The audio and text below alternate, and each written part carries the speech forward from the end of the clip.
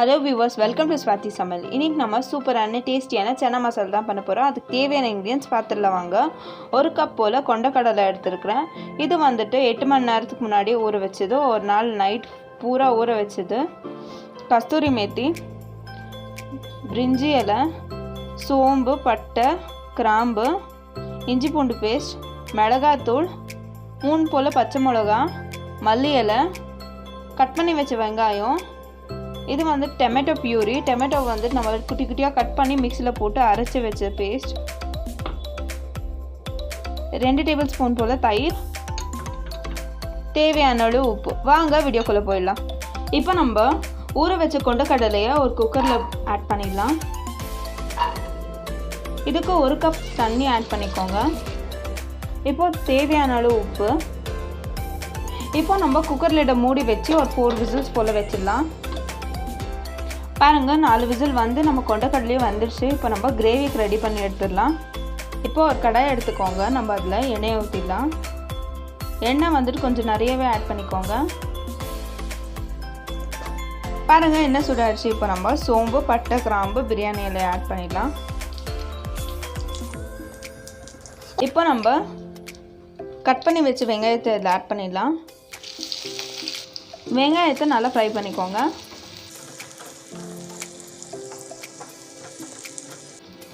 பாருங்கள் எல்லாமே நல்லா ஃப்ரை ஆகிடுச்சு. இப்போ நம்ம இஞ்சி பூண்டு பேஸ்ட்டை ஆட் பண்ணிடலாம்.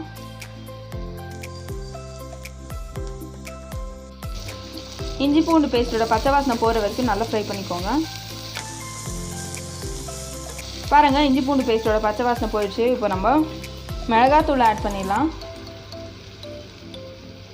இப்போ நம்ம 3 போல் பச்சை மிளகாவை கட் பண்ணாமல் அப்படியே ஆட் பண்ணிக்கோங்க. இதை வந்து நல்லா ஃப்ரை பண்ணிக்கிட்டே இருங்க.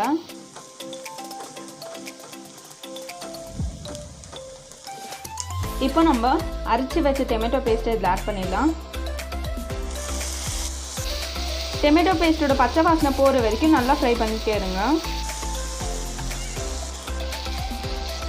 பாருங்கள் டொமேட்டோ பேஸ்ட்டோட பச்சை வாசனை போய் ஒரு நல்லா கிரேவி கன்சிஸ்டன்சிக்கு வந்திருக்கு. இப்போ நம்ம தேவையான அளவு உப்பு ஆட் பண்ணிக்கலாம். உப்பு வந்துட்டு பார்த்து ஆட் பண்ணிக்கோங்க. ஏன்னா கொண்டக்கடலை வேக வைக்கும்போது கூட நம்ம உப்பு ஆட் பண்ணிட்டோம். ஸோ இதுக்கு உப்பு பார்த்து ஆட் பண்ணிக்கோங்க.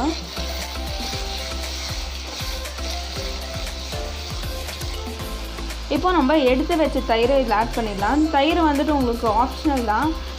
தயிர் ஊற்றுனா ஒரு க்ரீமி கன்சிஸ்டன்சி கிடைக்கும். வந்து தயிர் ஊற்றுறாங்க. இது வந்துட்டு ஒரு நல்லா மிக்ஸ் கொடுத்துக்கோங்க.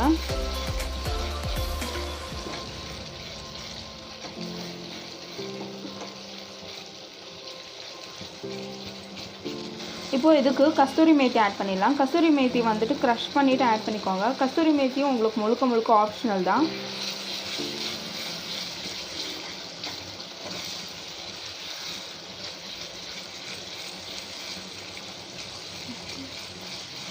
இப்போ நம்ம வேக வச்ச கொண்டக்கடலை இதில் ஆட் பண்ணிடலாம்.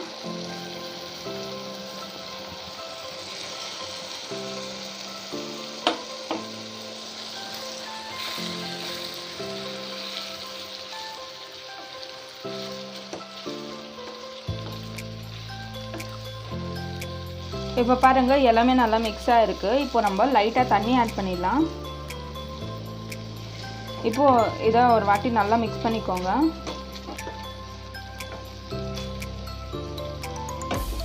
இப்போ நம்ம இதை ஒரு லிட் போட்டு மூடி வச்சிடலாம். ஒரு 5 மினிட்ஸ் போல் இது வேகட்டும். இப்போ பாருங்கள் 5 மினிட்ஸ் ஆகிடுச்சு. நம்ம லிட் ஓப்பன் பண்ணி பார்த்துடலாம். பாருங்கள் நம்ம சூப்பரான டேஸ்டியான கொண்டக்கடலை கிரேவி ரெடி ஆகிடுச்சு. இப்போ நம்ம இது சர்வ் பண்ணிடலாம். பாருங்கள் நம்ம சூப்பரான டேஸ்டியான கொண்டக்கடலை gravy chana masala gravy ready ஆகிடுச்சு. இப்போ நம்ம இது மேலே கொஞ்சமாக வெண்ணெய் ஆட் பண்ணிடலாம். பாருங்கள் நம்ம சூப்பரான கொண்டக்கடலை கிரேவி ரெடி ஆகிடுச்சு. இப்போ நம்ம இதை டேஸ்ட் பண்ணிடலாம். டேஸ்ட் பண்ணுறதுக்கு முன்னாடி நம்ம சேனலில் புதுசாக பார்க்குறீங்களா? லைக் பண்ணுங்கள், ஷேர் பண்ணுங்கள், சப்ஸ்கிரைப் பண்ணுங்கள், மறக்காமல் கமெண்ட் பண்ணுங்கள். தேங்க்யூ.